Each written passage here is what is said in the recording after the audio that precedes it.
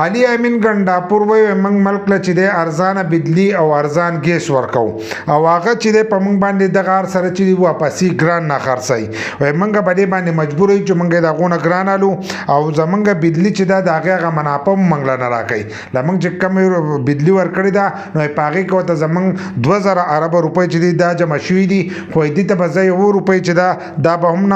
نه معاف کوم او د خپلې صوبې حق چې دی دا به ترې راوړم نو ستاسو د دې په باره کې څه خیال علي امین ګنډاپور به دې دغه روپۍ راواخلي د دې نه مخکې ډېرو کسانو چې دی چغې والي دي چې زموږ د صوبې حق چې دی دا دې موږ له راکړي خو هغو له هم نه دی ورکړی نو ستاسو په خیال باندې علي امین ګنډاپور چې دی د خپلې صوبې د حق چې دی دا به د وپاق نه راواخلي دا کمې 2000 اربه روپۍ چې دي دا به دې له ورکړي ځینې کسان وایي زموږ صوبه قرضدار دی که نه نو وپاق چې دی هغه زموږ 2000 اربه روپۍ چې دی هغه هم قرضدار دی په دې کې ښه سپا سپا چې دي هغه دا ویلي دي خو دې تر اوسه پورې 1 روپۍ چې